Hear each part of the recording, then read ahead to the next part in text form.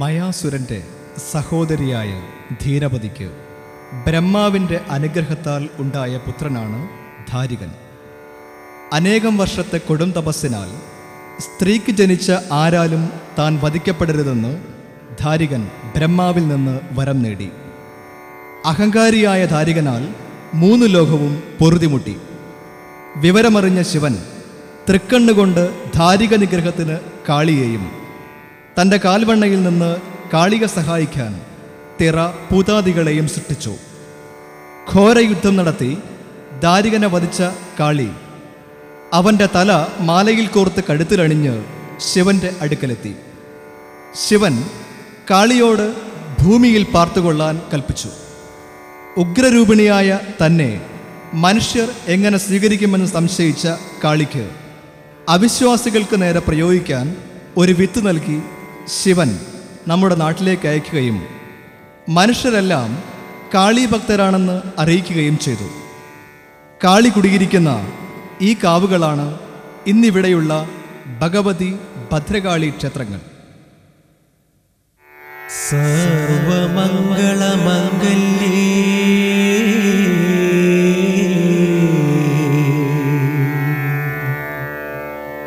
ശിവേ സർവനാശ സംഹാരിണി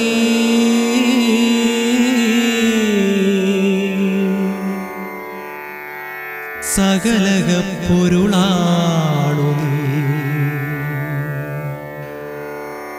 സകലവും പൊറുത്തുയിരേകുമമ്മേ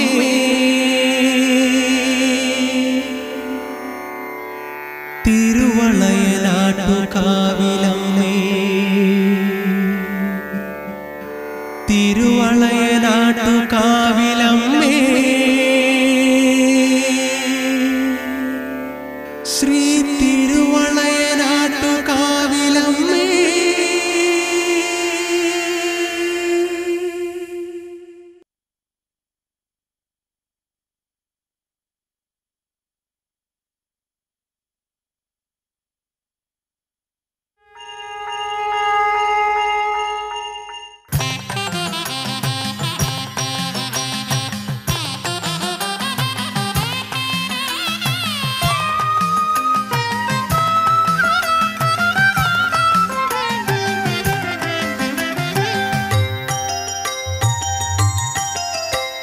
വളയനാടമ്മേയൻ ജഗദംബികേ വലം വെച്ചു കുമ്പിട്ടു കൈതൊഴുന്നേ എണ്ണ വിളക്കു കൊളുത്തിടുന്നേ ഉമാമഹേശ്വരി മഹാമഹേശ്വരി.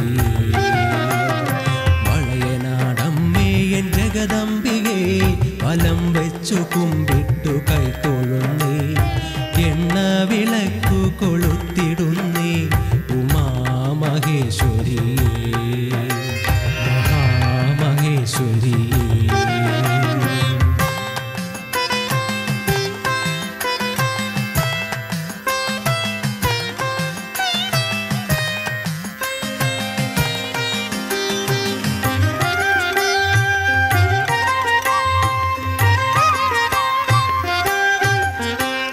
ചൊവ്വായ നാളിലെൻ അമ്മയ്ക്കു നൽകുവാൻ വെള്ള നിവേദ്യവുമായി വന്നു ഞാൻ. ചൊവ്വായ നാളിലെൻ അമ്മയ്ക്കു നൽകുവാൻ വെള്ള നിവേദ്യവുമായി വന്നു ഞാൻ. മനമലിയേണം മധുചൊരിയേണം മനമലിയേണം മധുചൊരിയേണം അകക്കണ്ണുകൊണ്ടെൻ്റെ അകതാരു പൂകണം.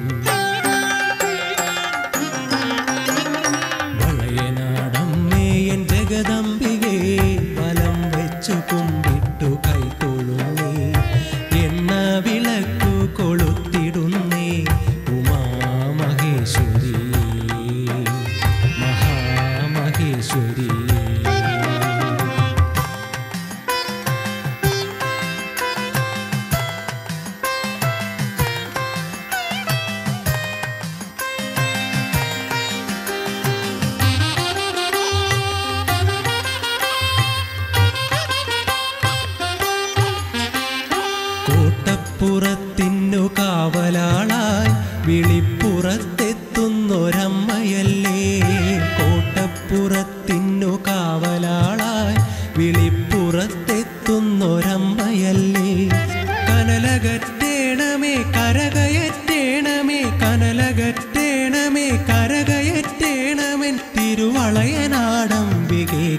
തൊഴുന്നേ. വളയനാടമ്മേ എൻ ജഗദംബികേ വലം വെച്ചു കുമ്പിട്ടു കൈ തൊഴുന്നേ. എണ്ണ വിളക്കു കൊളുത്തിടുന്നേ ഉമാമഹേശ്വരിയേ മഹാമഹേശ്വരിയേ. വളയനാടമ്മേ എൻ ജഗദംബികേ വലം വെച്ചു കുമ്പിട്ടു കൈ തൊഴുന്നേ. എണ്ണ വിളക്കു കൊളുത്തിടുന്നേ ഉമാമഹേശ്വരിയേ മഹാമഹേശ്വരിയേ.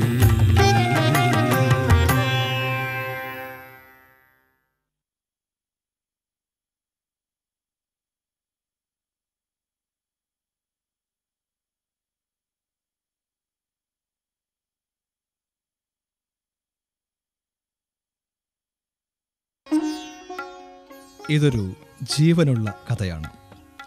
അക്കഥയിലെ കൊഴിഞ്ഞു തുടങ്ങിയ ചില മുത്തുമണികൾ തപ്പിയെടുത്ത് അനാവരണം ചെയ്യുകയാണ് ഇവിടെ. കാലത്തിൻ്റെ ഹൃദയത്തിൽ കൽക്കണ്ടം പോലെ മധുരം ചേർത്ത് വർത്തിച്ച കഥാശകലങ്ങൾ എന്ന നിലയ്ക്ക് ഇക്കഥയ്ക്കൊരു മാധുര്യമുണ്ട്.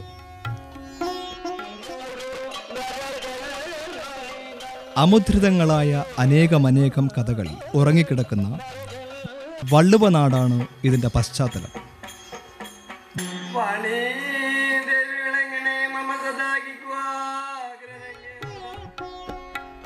വള്ളുവ കോനാതിരിയുടെ സാമന്തന്മാരായിരുന്ന നായന്മാരുടെ തറവാടുകളും അവരുടെ ആശ്രിതരും മറ്റുമായി കഴിഞ്ഞിരുന്ന ഭിന്ന ജാതി മതസ്ഥരുമാണ് ഇവിടുത്തെ ജനത. ദേവീഭക്തന്മാരായിരുന്ന നായന്മാർ ഇവിടങ്ങളിൽ പല ക്ഷേത്രങ്ങളും പണികഴിപ്പിക്കുകയോ മേൽനോട്ടം വഹിക്കുകയോ ചെയ്തിട്ടുണ്ട്. മാത്രമല്ല ഭിന്ന ജാതി മതസ്ഥർക്ക് അവകാശ അധികാരങ്ങൾ നൽകി പോരുകയും ചെയ്തിരുന്നു.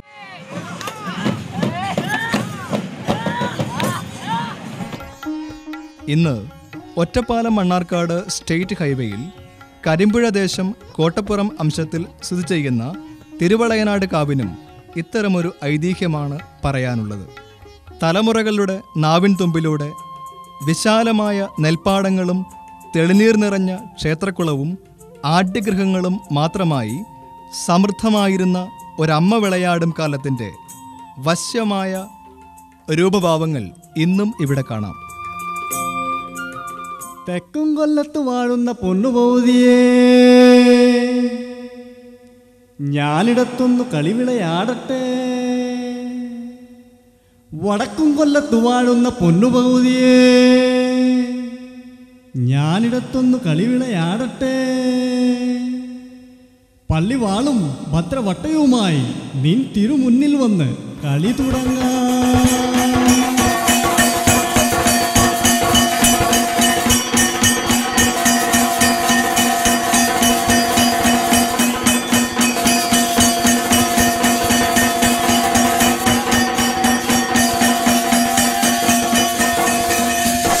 സത്യം പറഞ്ഞാൽ മുമ്പ് ഈ വളയനാട്ടുകാവ് ഇല്ല. അക്കാലങ്ങളിലൊക്കെ ഈ ഭാഗത്തുള്ള എല്ലാവരും, പ്രത്യേകിച്ച് ഈ 16 വീട്ടുകാർ, അവരൊക്കെ ഈ ഭഗവതിക്ക് വെപ്പിക്കാൻ പോലെ കരിമ്പുഴ ഭാഗത്തുള്ള കോട്ടയക്കാവ് എന്നുള്ള സ്ഥലത്തായിരുന്നു. അവിടുത്തെ അമ്പലത്തിലാണ് പോയിട്ട് വെപ്പിച്ചിരുന്നത്. ഇന്നത്തെ പോലെയുള്ള യാത്രാ സൗകര്യങ്ങളോ വാഹനങ്ങളോ ഒന്നും ഇല്ലാത്ത കാരണം കൊണ്ട് രാവിലെ തന്നെ കുളിയും അത്യാവശ്യം ഇതൊക്കെ കഴിഞ്ഞിട്ട് കുട്ടികളെയൊക്കെ കൂട്ടിയിട്ട് നദ്യം വെപ്പിക്കാൻ ചെമ്പും വിറകും അരിയൊക്കെ പാടായിട്ട് പോവുകയാണ്. അങ്ങനെ രാവിലെ നേരത്തെ പുറപ്പെട്ടാലേ കൃത്യസമയത്തിന് അവിടെ എത്തുള്ളൂ. ഏതായാലും ഒരു പ്രാവശ്യം അങ്ങനെ പോയപ്പോൾ അവിടെ എത്താൻ സ്വല്പം വൈകി. അന്നത്തെ ദിവസം ഒരു ചൊവ്വാഴ്ചയായിരുന്നു. അതുകൊണ്ട് അവിടെയും അനവധി ആൾക്കാരുണ്ടാകിയ കാരണം പായസം വെച്ച് കിട്ടിയില്ല. അവിടുന്ന് അവരെ ദുഃഖിതരായി കുട്ടികളും അമ്മയും കൂടിയും തിരിച്ചു വന്ന് കോട്ടപ്പുറം ഈ സ്ഥലത്ത് ഇന്ന് കാവ് നിൽക്കുന്ന സ്ഥലത്ത് ഇവിടെ എത്തി നോക്കുമ്പോൾ അവർക്ക് വയ്യാൻ തോന്നി. അവിടെ ഒരു പാലവൃക്ഷം നിന്നിരുന്നു. അതിൻ്റെ ചോട്ടിൽ വിശ്രമിച്ചു ഇരുന്നു. കുറച്ച് കഴിഞ്ഞപ്പോഴേക്ക് കുട്ടികളൊക്കെ വല്ലാണ്ട് ക്ഷീണിതരായപ്പോൾ അവർക്ക് തോന്നി ഇവിടെ നിന്നാണ് വെച്ച് കഴിക്കുക എന്നുള്ള തോന്നലിൽ അടുത്ത വീട്ടിൽ പോയി വെള്ളമൊക്കെ വാങ്ങിക്കൊടുന്ന് പാലച്ചോട്ടിൽ അവർ നേദ്യമൊക്കെ വെച്ചു. ഇന്നത്തെ കുലിക്കിളിയാട് ഭാഗത്തുള്ള 16 വീട്ടുകാർ എന്നറിയപ്പെടുന്ന നാരായണൻ മാസ്റ്ററുടെയും കുമാരൻ നായരുടെയും പൂർവികർക്ക് മുന്നിൽ അന്ന് വിളിച്ചാൽ വിളി കേൾക്കുന്ന കോട്ടേക്കാവ് ഭഗവതി പ്രത്യക്ഷയായെന്നും അവരിൽ ആരോ ദേവിയുടെ പ്രതിരൂപമായി പൊട്ടൻ ചാടിയെന്നും താൻ അവരിൽ സംതൃപ്തയാണെന്ന് ഭഗവതി അരുൾ ചെയ്തുവെന്നുമാണ് കഥ. കരിമ്പുഴ കോട്ടേക്കാവ് ക്ഷേത്രത്തിലെത്തിയാൽ ഇക്കഥ അവിടെയും പ്രചാരത്തിലുള്ളതായി നമുക്ക് മനസ്സിലാക്കാം. ശ്രീ തെന്നാരമ്പറ്റ കോട്ടേക്കാവ് എന്ന ഈ ക്ഷേത്രവും കോട്ടപ്പുറം ശ്രീ തിരുവളയനാട്ടുകാവും ഐതിഹ്യപരമായി ഒരുപാട് ബന്ധങ്ങളുണ്ട്. ഈ കോട്ടേക്കാവ് ക്ഷേത്രം സുമാർ 2000-ഓളം വർഷം പഴക്കമുള്ള ക്ഷേത്രമാണ്. ഈ തിരുവളയനാട്ടുകാവിൻ്റെ ഐതിഹ്യം പറയുകയാണെങ്കിൽ ഈ ക്ഷേത്രത്തിൽ 16 വീട്ടുകാരെ ഒരു തവണ നിവേദ്യം വെപ്പിക്കാൻ വന്നു. കോട്ടേക്കാവിൽ നിന്നും മടങ്ങി ഇന്നത്തെ ക്ഷേത്രത്തിലെ പാലച്ചുവട്ടിൽ വിശ്രമിച്ച 16 വീട്ടുകാർ നിവേദിക്കാനായി ഭഗവതിയെ സങ്കല്പിച്ചത് സ്വന്തം കൈവളകളിൽ ആയിരുന്നുവെന്ന് കോട്ടപ്പുറത്തുള്ളവർക്ക് തലമുറയായി കിട്ടിയ അറിവാണ്. വളനാട്ടുകാവ് എന്നുള്ള പേര് വരാൻ കാരണം വള നട്ട് അവിടെ പൂജിക്കുക കാരണമാണ് അങ്ങനെ ഒരു പേര് വന്നതെന്ന കാരണന്മാർ പറഞ്ഞ് ഞാൻ കേട്ടിട്ടുള്ളത്. കോട്ടേക്കാവിലേക്ക് പായസം വെക്കാൻ പോയിട്ട് വെക്കാൻ കഴിയാതെ തിരിച്ചു വന്ന് ഇവിടെ പായസം വെച്ച് ആ വള ഊരി അവിടെ വെച്ച് പായസം വെച്ച് പോകുമ്പോൾ അവിടെ വളയെടുത്ത് കല്ലവിടെ വെച്ച് മൂപ്പനായരോട് അമ്പലം കയറ്റണമെന്ന് പറഞ്ഞിട്ട് അവർ പോയി. കാലത്തിൻ്റെ കുത്തൊഴുക്കിൽ മായാതെ കിടന്ന ആ കല്ല് പിന്നീടെപ്പോഴോ ഈ നാട്ടുകാരുടെ ജീവിതത്തിന് അർത്ഥവും വ്യാപ്തിയും നൽകിയിരിക്കണം. മുതലയാട്ട് മൂപ്പിൽ നായരുടെ ഭരണത്തിലായിരുന്ന ഈ സ്ഥലത്ത് ഒരു അടിമച്ചെറുമി അന്നം തേടിച്ചെന്ന കഥയാണ് അത്. എൻ്റെ അമ്മായി ചാവൽ കുഴിക്കാൻ പോയി ചാവൽ കുഴിച്ചിട്ട് കുറച്ച് കിട്ടിയ തോനായി. അമ്മായിക്ക് ഇങ്ങോട്ട് പോരും. അമ്മായി ഉച്ചാവളം പണിക്ക് പോരും. ഉച്ചാകുമ്പോഴാണ് പോക്കേ. അപ്പോൾ കുറച്ച് കിട്ടിയാൽ അങ്ങോട്ട് പോരും. അങ്ങനെ 2-3 ദിവസം അങ്ങനെ കഴിഞ്ഞു. പിന്നെ 4-ാമത്തെ ദിവസം കുഴിക്കുന്നാടൊക്കെ പറയും ആഹൈ ആഹൈ ആഹൈ എന്ന് പറയും. അമ്മാണ്. അമ്മ അങ്ങനെ പറഞ്ഞിട്ട് 4 ഭാഗം നോക്കും. അമ്മായി 4 ഭാഗം നോക്കുമ്പോൾ ആരിനെയും കാണില്ല. ആരിനെ കാണാനില്ലാതായപ്പോൾ അമ്മായിക്ക് അങ്ങോട്ട് കുത്തി കുഴിച്ചു. കൂക്കോട്ടുണ്ട്. കുത്തി കുഴിച്ച് നോക്കുമ്പോൾ കുഴി നിറച്ച് ചോര. അങ്ങനെ പോയി അമ്മായി. അമ്മായിക്ക് അപ്പൊക്കെ വെളിച്ചപ്പാട് കയറിയേ. അമ്മായി നായരോട്ടിൽ ചെന്ന് തമ്പുരാനോട് പറഞ്ഞു. തമ്പുരാനെ അപ്പത്തേക്ക് അവിടെ വെളിച്ചപ്പാട് കയറി. ഇതാന്ന് പറഞ്ഞവർക്ക് അവിടുന്ന് ആനയും കൊട്ടും മേളമൊക്കെ ഉണ്ടാക്കി അവിടുന്ന് പോന്ന് നോക്കുമ്പോൾ ഇവിടെ വന്ന് മാളയാട്ടുകാവിൽ വന്ന് നോക്കുമ്പോൾ എന്താ ഈ എകറ വെച്ചിക്കണു. അപ്പം തന്നെ അമ്മായിക്ക് 15 പേർക്ക് കണ്ട നീക്കി വെച്ച് കൊടുത്തു.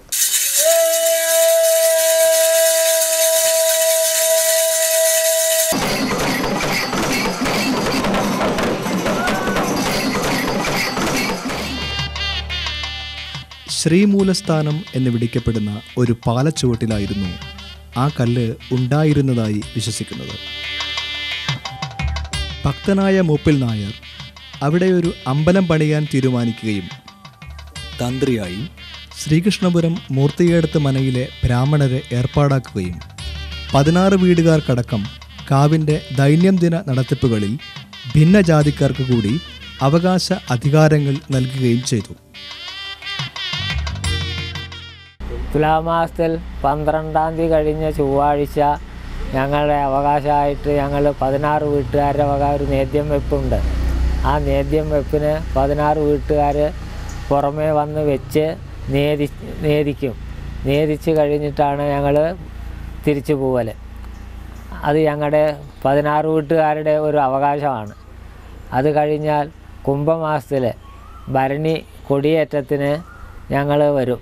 16 വീട്ടുകാർ വന്ന് കൊടി നേദിച്ച് പൂജക്കാരൻ കൂറ നേദിച്ച് തരും. അത് തന്ന് അത് ഞങ്ങൾ വാങ്ങി കഴുങ്കിന് കെട്ടി അത് നാട്ടി ഞങ്ങൾ കൂറ നാട്ടി പോവും.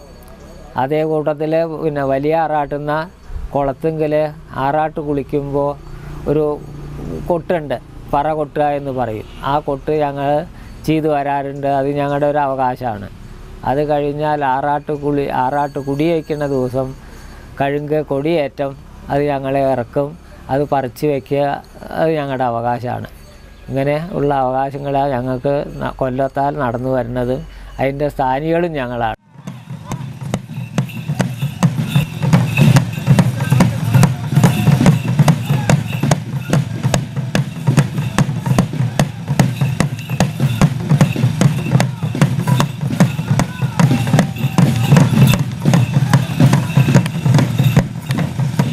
ഉത്സവനാളുകളിൽ പുറപ്പാട് കഴിഞ്ഞ് ആറാട്ട് കുളിക്കാൻ പോകുന്നതും 16 വീട്ടുകാരുടെ സാന്നിധ്യത്തിലാണ്.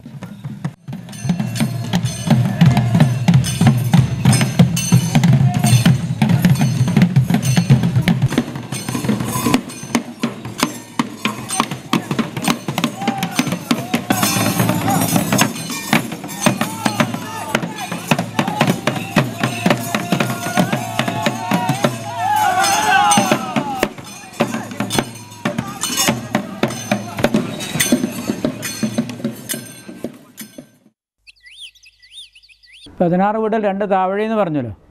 അതിൽ പ്രധാനമായിട്ട് വരുന്ന ഒന്ന് പൊരുപ്പത്തെ താവഴിയും 2 പല്ലിക്കാട്ടിൽ താവഴിയും.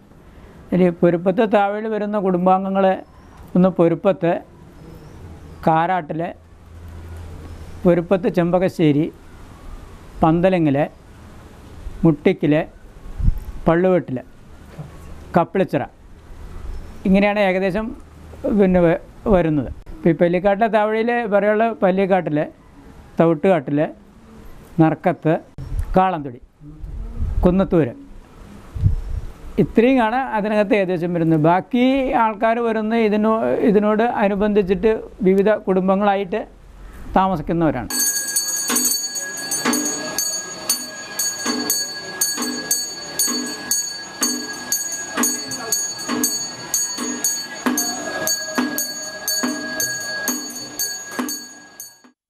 ഈ ക്ഷേത്രം ആദ്യം പൂർവികമായിട്ട് മൂപ്പന്മാരുടെ കീഴ്വശമായിരുന്നു. അപ്പോൾ ഞങ്ങൾ ഈ കുളങ്കര നായന്മാരെ പറഞ്ഞാലേ പല സ്ഥലത്തും ഭദ്രാട് ക്ഷേത്രത്തിൽ പൂജ കഴിക്കുന്നുണ്ട്. അപ്പോൾ ഞങ്ങളുടെ തറവാട് കടമ്പൂരാണ്. അവിടുന്ന് ഞങ്ങളെ മൂപ്പന്മാർ ആളെ ഏൽപ്പിച്ച് ഇവിടെ വരുത്തിച്ചു. അങ്ങനെ ഞങ്ങളിവിടെ സുമാറൊരു 700 വർഷത്തെ പഴക്കമുണ്ടാവും. ഞങ്ങളുടെ തലമുറയായിട്ട് ഇവിടെ പൂജ തുടങ്ങി. ആ കാലത്ത് ഈ 10 നാഴിയേരി നിവേദ്യം മാത്രമേ ഉള്ളൂ.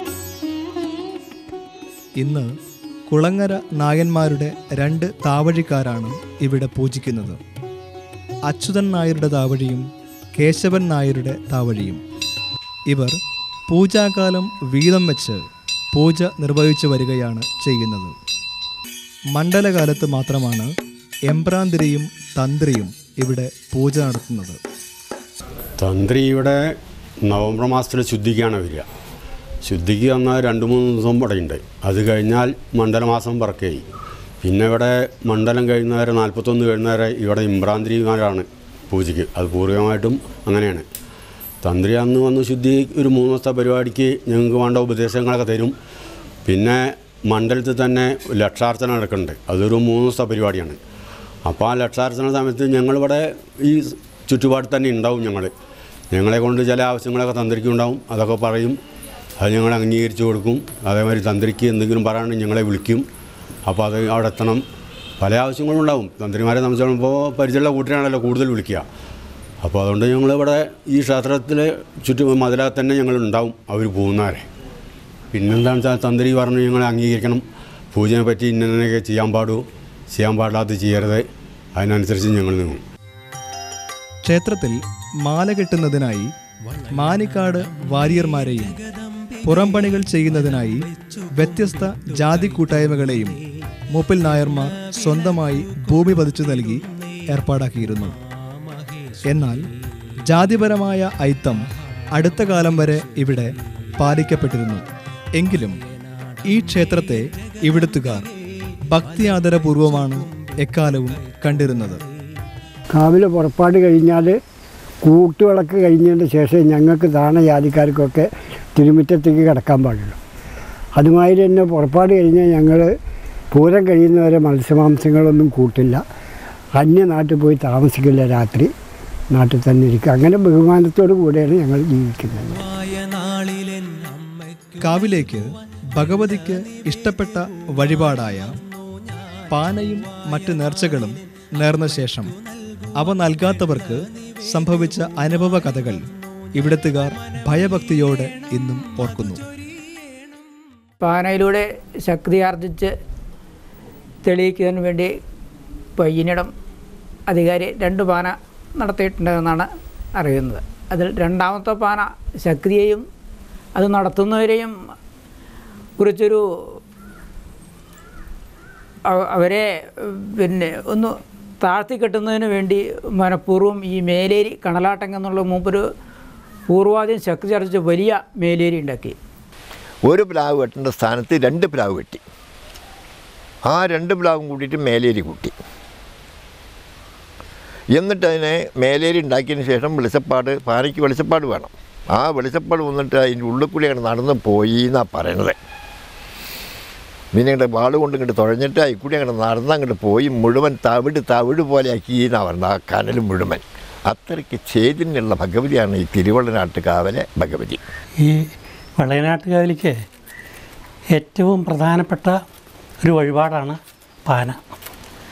ഇത് നല്ല ചിലവുള്ള ഒരു വഴിപാടാണ്. അത് കഴിക്കാൻ 16 വീട്ടുകാർക്ക് മാത്രമേ അവകാശമുള്ളൂ. അവരാണ് അതിൻ്റെ കഴിക്കേണ്ട ആൾക്കാർ. അതിൽ പ്രധാനപ്പെട്ടത് പൂജ, പിന്നെ ഒരു 7 8 പറ എന്ന് പറഞ്ഞിട്ട് ഒരു വാദ്യോപകരണമുണ്ട്. അതിൽ കൊട്ട്, ഈ പൂജയ്ക്കനുസരിച്ച് കൊട്ടും ഈ കൊട്ടിനനുസരിച്ച് പൂജ, അത് രണ്ടും വളരെ യോജിച്ച് വരണം. പിന്നെ അതുപോലെ തന്നെ അതിൻ്റെ ഒരു വിഭാഗമാണ് ഈ തോറ്റം ചൊല്ലൽ പറഞ്ഞത്. അത് കുറച്ചധികം സമയം ഉണ്ട്. അതിനനുസരിച്ച് പിന്നെ ഈ പാനപ്പിടുത്തം 10-32 ആൾ വേണം. അതിനും പ്രത്യേക കൊട്ടുകളുണ്ട്. ഈ കൊട്ടുകൾക്കനുസരിച്ച് അത് കാല് വെച്ച് ഉള്ള പാനപ്പിടുത്തമാണ്. ഈ പാനയുടെ തുടങ്ങുമ്പോൾ ആദ്യത്തെ പരിപാടി തന്നെ ഈ പാനക്കൊമ്പ് കൊട്ടല്ല. പാലക്കൊമ്പ് കൊടുന്നതോടെ നാട്ടിയാൽ അതിന് ശേഷം ആ മണ്ഡപത്തിൽ ഈ അരി, നാളികേരം അങ്ങനെയുള്ള അതിന് ചടങ്ങുണ്ട്. ഇന്ന വിധം ഇന്ന വയ്ക്കുക, വിളക്ക് ഇന്ന ഭാഗത്ത് വയ്ക്കുക. അതൊക്കെ കഴിഞ്ഞാൽ 4 വിധം ഗുരുത്തോലയായിട്ട് അലങ്കരിച്ച് പൂജയാണ്. പിന്നെ ഈ പൂജ തുടങ്ങുമ്പോഴാണ് ഈ 7 8 പറ പറഞ്ഞിട്ടുള്ള വാദ്യോപകരണം ഉണ്ടാവും. അത് കൊട്ടിയിട്ട് ആഘോഷിക്കുകയാണ്. അതിനനുസരിച്ച് ഇവിടെ പൂജ നടക്കും. ഈ പൂജ നടന്നു കഴിയുമ്പോഴേക്ക് പൂജയ്ക്ക് തന്നെ ഒരു വലിയ ഉരുളിയിൽ ഗുരുതി പറഞ്ഞിട്ട് ഏർപ്പാടുണ്ട്. അത് വയ്ക്കും. അത് വെച്ച് പൂജ കഴിയുമ്പോൾ ഈ ഗുരുതി തർപ്പണം എന്ന് പറയും. അത് പൂജാരിയാണ് ചെയ്യൽ. അത് കഴിഞ്ഞാൽ ഈ പൂജാരി തന്നെ ഈ മണ്ഡപത്തിൻ്റെ വലം വയ്ക്കും. അതിന് ശേഷമാണ് ഈ പാനപിടുത്തം. ഇതിനൊക്കെ നല്ല അഭ്യാസം തന്നെ വേണം, നല്ലവണ്ണം പഠിക്കുകയും വേണം.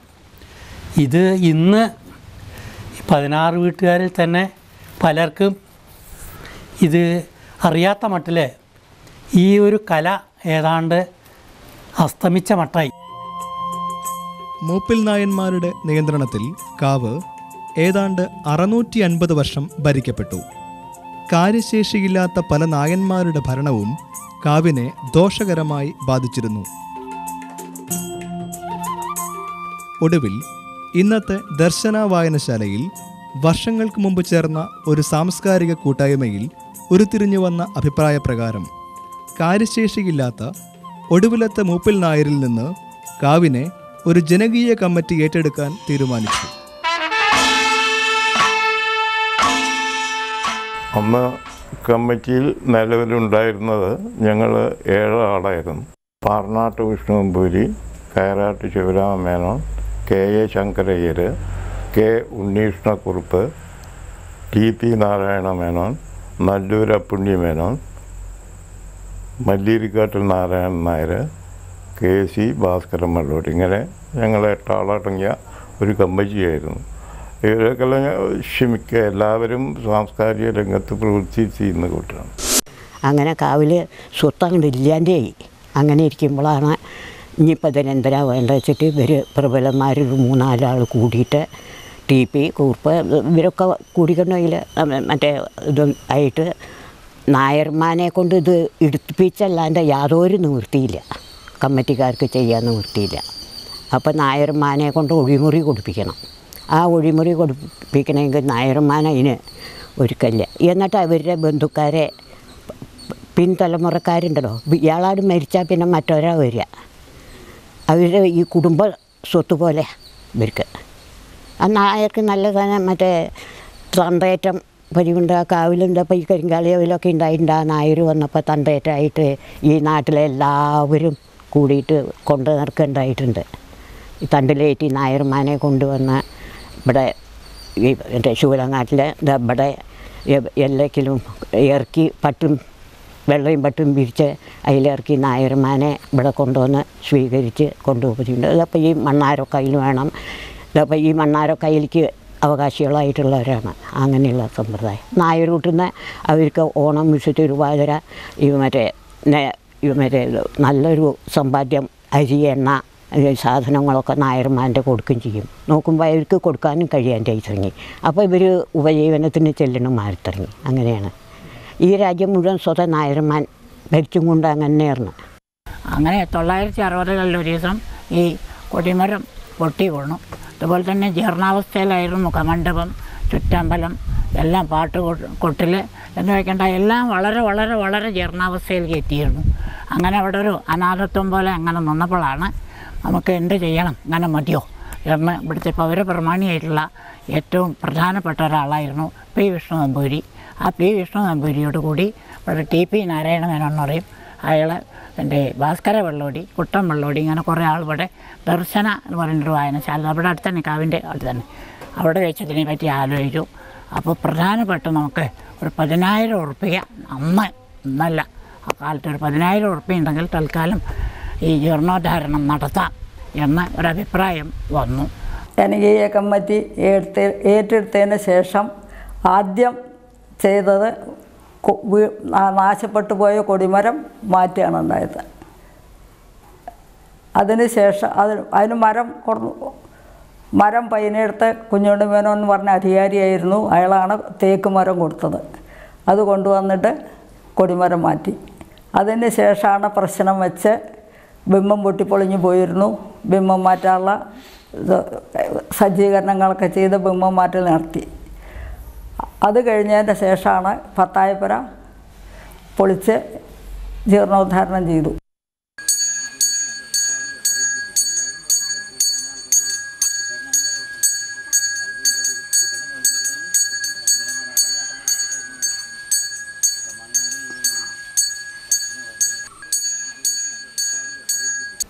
ഈ ബിംബം മാറ്റിയിട്ട് ഒരു 10-36 കൊല്ലമായിട്ടുണ്ടാവും. ഇവിടുത്തെ പ്രതിഷ്ഠ ഭദ്രകാളി പ്രതിഷ്ഠയാണ്. ഭദ്രകാളി പ്രതിഷ്ഠ തന്നെ ഉഗ്രമായുള്ള ഭദ്രകാളിയാണ്. ഏത് രൂപത്തിൽ നമ്മൾ ഉണ്ടാക്കണം എന്നുള്ളത് അറിയാത്തതുകൊണ്ടാണ് കണ്ണാടി ബിംബാക്കി കണ്ണ്. സാധാരണ ഭദ്രകാളിയുടെ ധ്യാനം എങ്ങനെ വെച്ചാൽ അഞ്ജനാചലനിഭാ ത്രിലോചന സേന്ദുഖണ്ഡ വിരസൽ കപർദിക രക്തപട്ട പരിധായിനി ചതുശ്ചാരുദംഷ്ട്ര പരിശോഭിതാനന ഹാരനൂപുരമഹാർഹ കുണ്ടലാത്യുജ്വല ഭൂസർണരഞ്ജിതസ്തന പ്രേതരൂഢ ഗുണസൽ കപാലിനി ഖൽഗചർമ്മഭൃതിഹാസ്തു ഭൈരവി. ഇങ്ങനെ ഉഗ്രമായുള്ളൊരു ഭദ്രകാളി പ്രതിഷ്ഠയാണ് ഇവിടെ. അപ്പോൾ നമ്മൾ ആ രൂപത്തിനെ നമ്മൾ ഉണ്ടാക്കാൻ വിഷമം കൊണ്ടാണ് കണ്ണാടി രൂപമായിട്ട് പ്രതിഷ്ഠിക്കുന്നത്. കണ്ണാടി രൂപമായിട്ട് പ്രതിഷ്ഠിക്കുക ഏത് രൂപത്തിൽ നമുക്ക് ധ്യാനിക്കാം. അങ്ങനെ ഉഗ്രമായുള്ള ഭഗവതിയാണ്. ഈ കോട്ടപ്പുറം എന്ന് പറയുമ്പോൾ തന്നെ ഒരു പ്രധാനപ്പെട്ട സ്ഥലമാണെന്ന് പറയാം. കോട്ട എന്ന് പറയുമ്പോൾ ഒരു പ്രധാനപ്പെട്ട സ്ഥലമാണ്. കോട്ടപ്പുറത്തെ ഭഗവതി പറയുമ്പോൾ തന്നെ ആ പേര് കൊണ്ട് തന്നെ ഒരു പ്രധാന ഭഗവതിയായിട്ട് കണക്കാക്കണം. പിന്നെ ഉഗ്രമായുള്ള പ്രതിഷ്ഠയാണ്. ബ്രാഹ്മണരെ പൂജിച്ചാൽ ശക്തി കൂടും എന്ന് വിചാരിച്ചാണ് ഇവിടെ ശൂദ്രരെ പൂജയാക്കിയത്.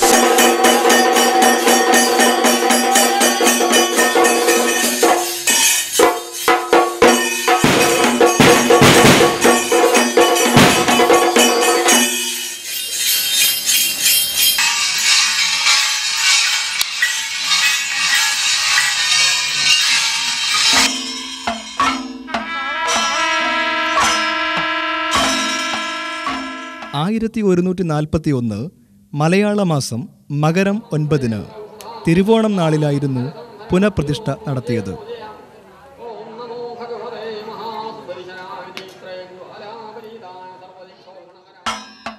ഈ ദിവസം ഇന്ന് പ്രതിഷ്ഠാദിനമായി ആഘോഷിച്ചു വരുന്നു. ക്ഷേത്രത്തിലേക്ക് അതിൻ്റെ ഭൗതിക സാഹചര്യങ്ങൾ മെച്ചപ്പെടുത്തിക്കൊണ്ടുള്ള വലിയ സംഭാവനകൾ ഭക്തരിൽ നിന്ന് വന്നത് ഇക്കാലത്തായിരുന്നു.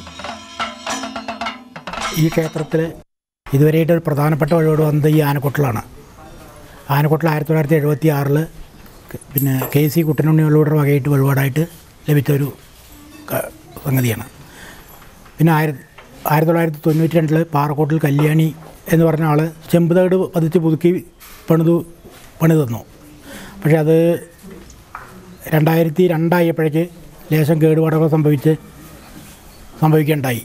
അപ്പോൾ പിന്നെ അതിൻ്റെ ശേഷം 2003 ദേവസ്വം കമ്മിറ്റിന് അത് വളരെ ഭംഗിയായി എല്ലാ പിന്നെ പുതിയ തേക്കും പുതിയ ചെമ്പുതകടൊക്കെ വാങ്ങി മേയുണ്ടായിട്ട്, പിന്നെ സ്വർണ്ണ ഗോളക, പിന്നെ ആഭരണങ്ങൾ, താലിക്കൂട്ടം, ഇങ്ങനെ നിലവിളക്കുകൾ, ഇങ്ങനെ ഒരുപാട് കാര്യങ്ങൾ ഈ ക്ഷേത്രത്തിൽ ഒരുപാടായിട്ട് ലഭിച്ചിട്ടുണ്ട്.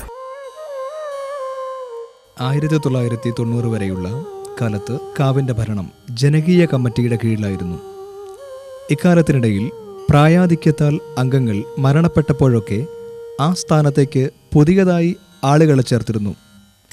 ക്ഷേത്രത്തിലെ പൂജാതി കർമ്മങ്ങളും അനുഷ്ഠാനങ്ങളും ആചാരങ്ങളുമെല്ലാം മുറതെറ്റാതെ നടത്താൻ ഈ കമ്മിറ്റി ശ്രദ്ധിച്ചിരുന്നു.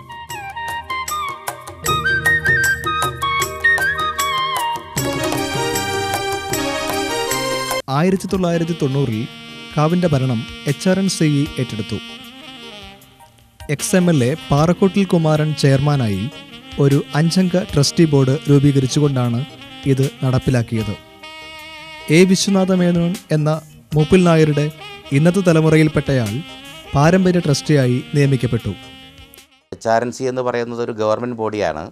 കേരളത്തിലെ പ്രമുഖ ക്ഷേത്രങ്ങളെല്ലാം HRNCയുടെ കീഴിലാണ് പ്രവർത്തിക്കുന്നത്.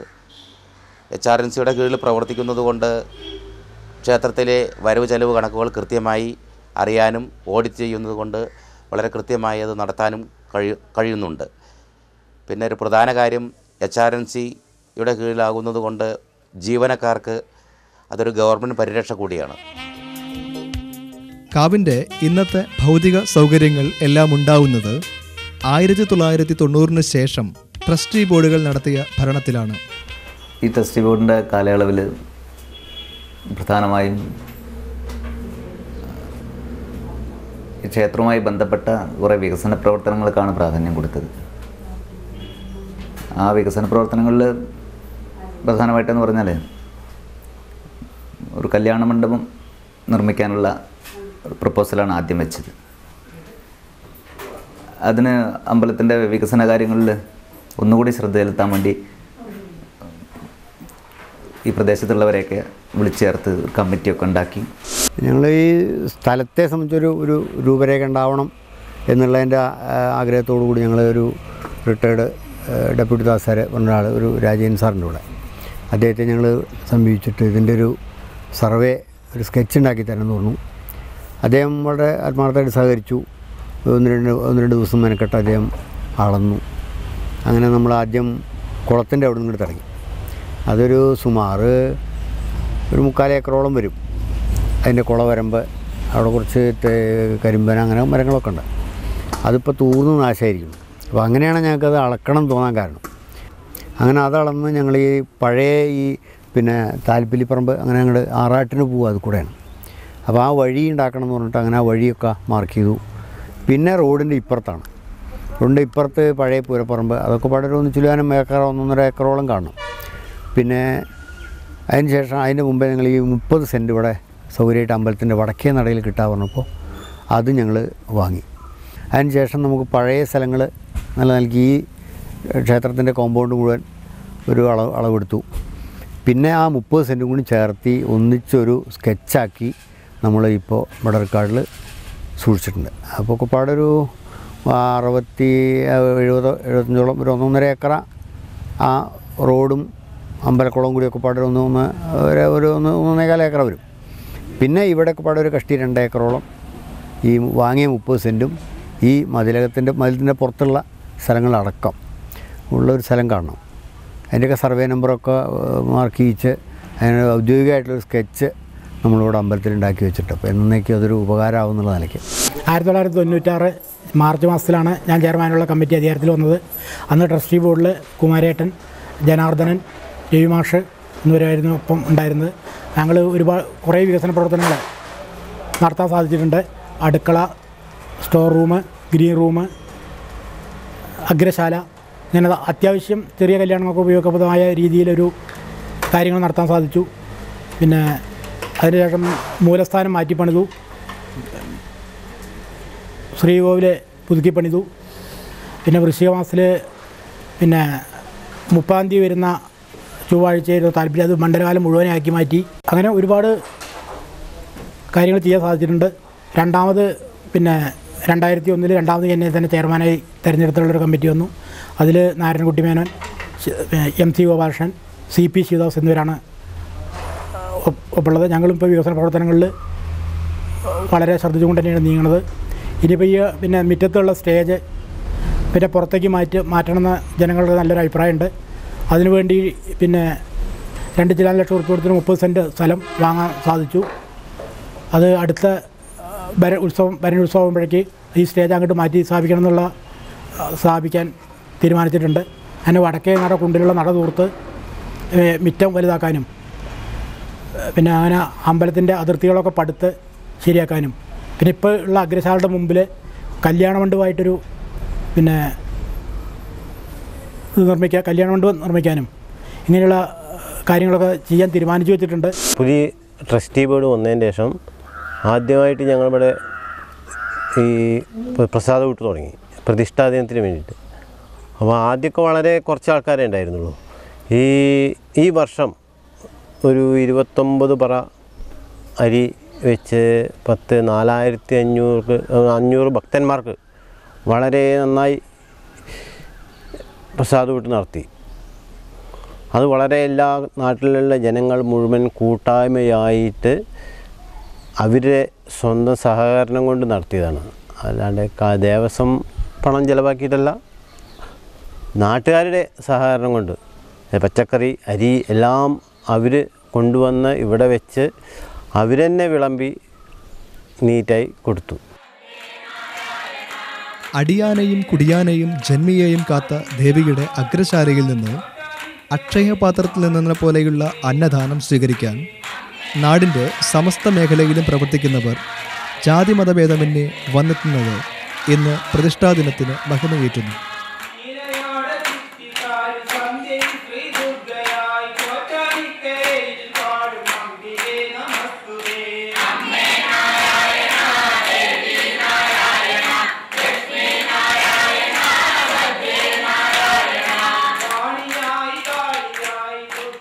ക്ഷേത്രത്തിന് ഭക്തിദായകമായ ഒരു അന്തരീക്ഷം സൃഷ്ടിക്കാൻ ഇക്കാലത്ത് രൂപീകരിച്ച സത്സംഗം കമ്മിറ്റിയുടെ പ്രവർത്തനം വളരെ സഹായകമായിട്ടുണ്ട്.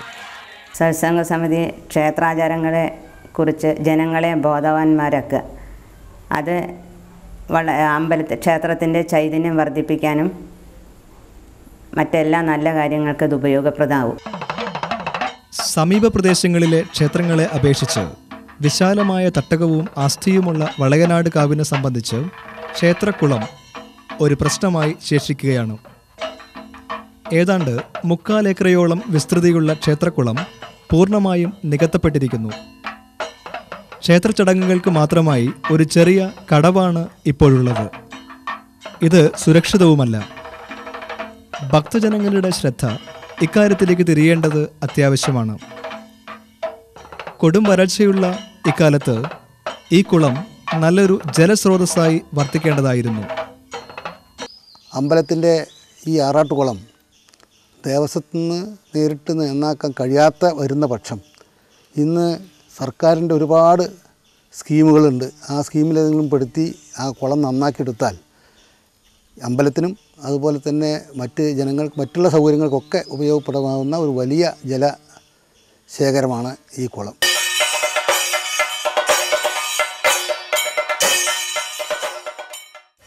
ക്ഷേത്രങ്ങളെ സംബന്ധിച്ച് അതിൻ്റെ ചൈതന്യം വെളിവാകുന്നത് സത്യത്തിൽ അവിടുത്തെ വിശേഷ ദിവസങ്ങളിലും ഉത്സവാവസരങ്ങളിലും ആണ്. ഇവിടെ ചൊവ്വ, വെള്ളി, ഞായർ എന്നീ ദിവസങ്ങൾ പ്രധാനമാണ്.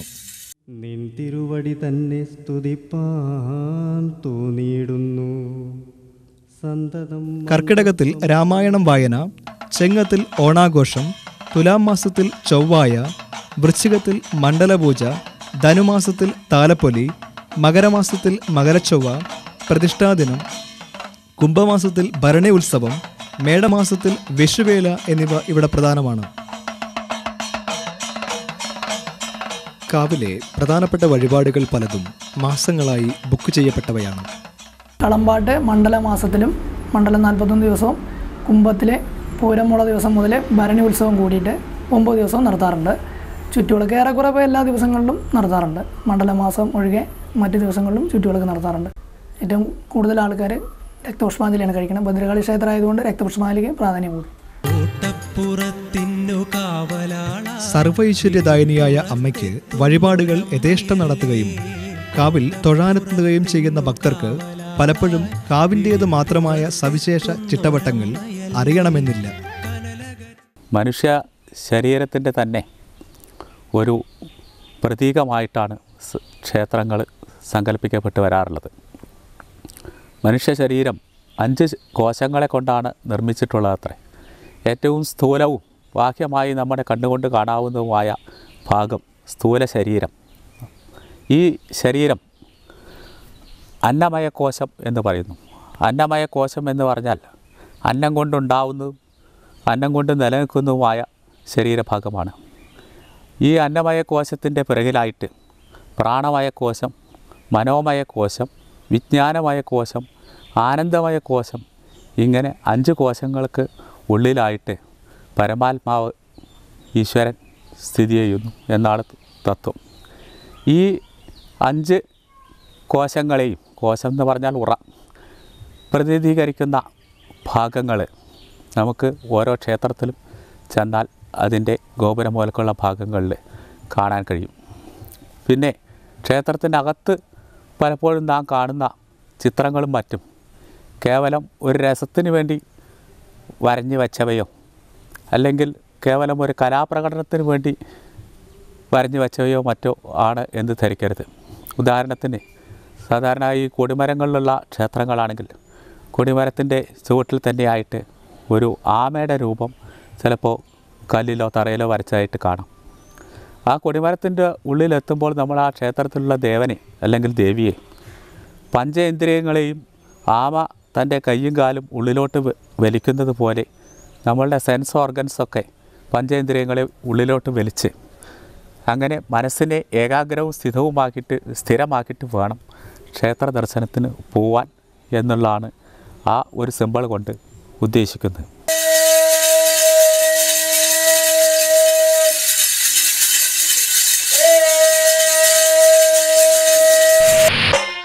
ചൈതന്യവതിയായ വളയനാട് അമ്മയ്ക്ക് സ്ഥിരമായി ഒരു വെളിച്ചപ്പാടില്ലാത്തത് വിശ്വാസികളെ അലട്ടുന്നതായി കാണാം. പഴയ വെളിച്ചപ്പാടിൻ്റെ പേര് കിളയിലെ ഗോവിന്ദൻ നായർ എന്നാണ്. വെളിച്ചപ്പാടിൻ്റെ മകനാണ് ഈ സുരേന്ദ്രൻ്റെ അച്ഛൻ. അപ്പോൾ അയാളുടെ കേരളത്തിൽ പറഞ്ഞു വിളിച്ച് എല്ലാവരും കൂടിയിട്ട് സുരേന്ദ്രനെ വെളിച്ചപ്പാടാക്കി. നമ്പൂരിയെ കൊണ്ടുവന്ന് കലശം എല്ലാം കഴിഞ്ഞ് വെളിച്ചപ്പാടാക്കി കുറേ കാലം അങ്ങനെ കഴിഞ്ഞു. അത് കഴിഞ്ഞ് കുറച്ച് കാലം കഴിഞ്ഞിട്ട് അവൻ ഒരു സ്ഥലം വിട്ടു പോയി. എവിടെ നിശ്ചയില്ല.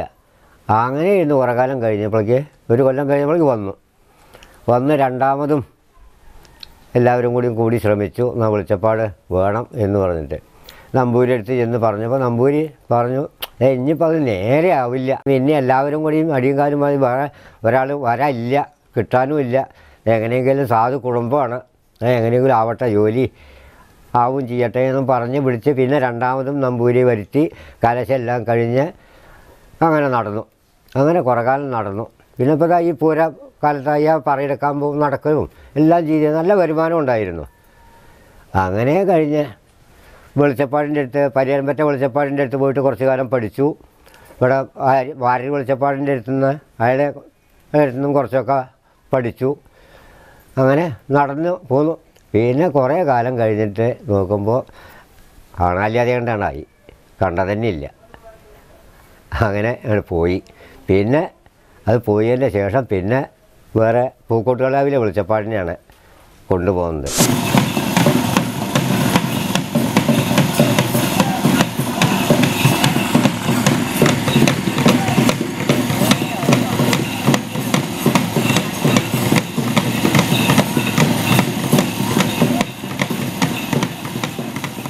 ക്ഷേത്രത്തെ സംബന്ധിച്ച ഐതിഹ്യവും പുരാവൃത്തവും കെട്ടുകഥകളല്ലെന്നും അവ തലമുറകളിലൂടെ കൈമാറി വരുന്നവയാണെന്നും ഉത്സവ നാളുകളിൽ ഇവിടെ എത്തുന്ന ആർക്കും ബോധ്യപ്പെടും.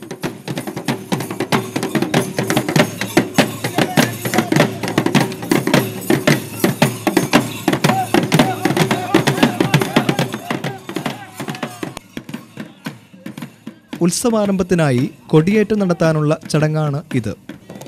കൊടിപൂജയെന്നും വേലകൊള്ളലെന്നും ഇതിനെ പറയും. കുംഭമാസത്തിലെ ഉത്രാടം നാൾ രാത്രി 11 മണിക്കാണ് ഈ ചടങ്ങ് നടത്തുക.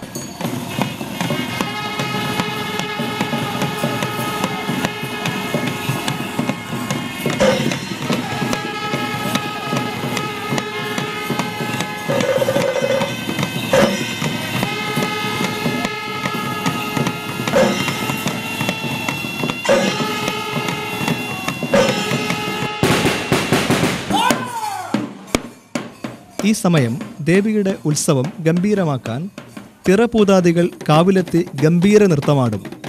ഉത്സവം കുറിച്ചാൽ ദേവി തട്ടകത്തിലിറങ്ങുമെന്നാണ് വിശ്വാസം. ഇവിടെ പിന്നീടുള്ള 10 ദിവസവും അമ്മയുടെ ആറാട്ടുകുളി ക്ഷേത്രക്കുളത്തിലാണ്. സത്യത്തിൽ അഹങ്കാരിയും ക്രൂരനുമായിരുന്ന ദാരികനെ വധിച്ച കാളിയോട് മനുഷ്യകുലം ഇന്നതിൻ്റെ സന്തോഷമറിയിക്കുന്നത് കാവുകളിൽ ഉത്സവം നടത്തിക്കൊണ്ടാണ്.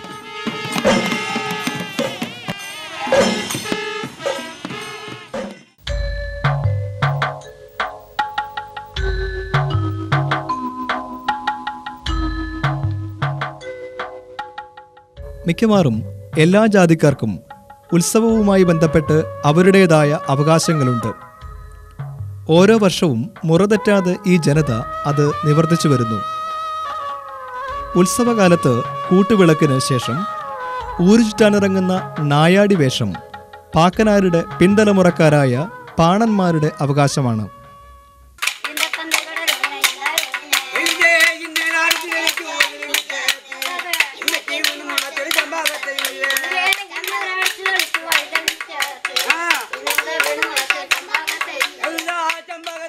കയ്യിൽ കരുതുന്ന 2 ചെറുകോലുകൾ കൊണ്ട് താളമിട്ട് ദേവിയെ സ്തുതിക്കുന്ന പാട്ടുകളാണ് ഇവർ വീടുകളിലെത്തി പാടുന്നത്.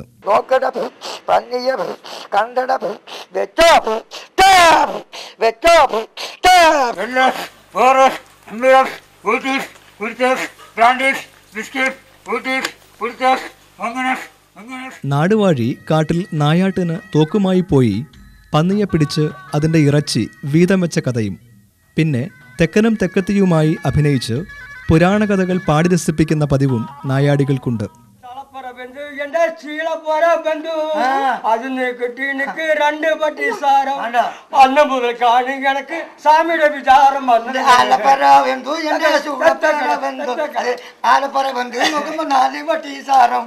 അന്ന് മുതൽ കീഴാണ് സാമിന്റെ വിചാരം.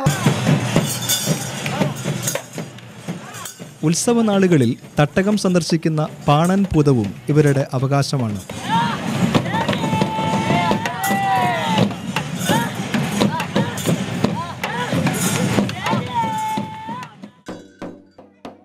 ഉത്സവത്തോടനുബന്ധിച്ച് പൂതനും തിറയും കെട്ടുന്നത് മണ്ണാന്മാരുടെ അവകാശമാണ്. ശിവൻ കാളിയെ സഹായിക്കാൻ തൻ്റെ കാൽവണ്ണയിൽ നിന്ന് സൃഷ്ടിച്ചെടുത്തവരാണത്രേ വണ്ണാന്മാർ.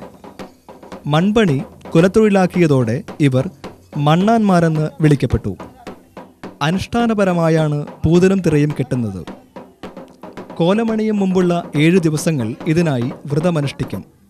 ഉത്സവത്തിൻ്റെ വലിയാറാട്ട് ദിവസം ഭരണി ദിവസവും കോലമണിഞ്ഞ് തിരുനടയിലെത്തി വന്ദിച്ച് കളിക്കുകയും പിന്നീട് തട്ടകത്തിലെ മുഴുവൻ വീടുകളിലും കയറിയിറങ്ങി ഒരിടത്തും ഉപദ്രവമില്ലെന്ന് ഉറപ്പാക്കി വീണ്ടും തിരുനടയിലെത്തി വിവരം ഉണർത്തിക്കുന്നതുമാണ് ഇവരുടെ അവകാശം.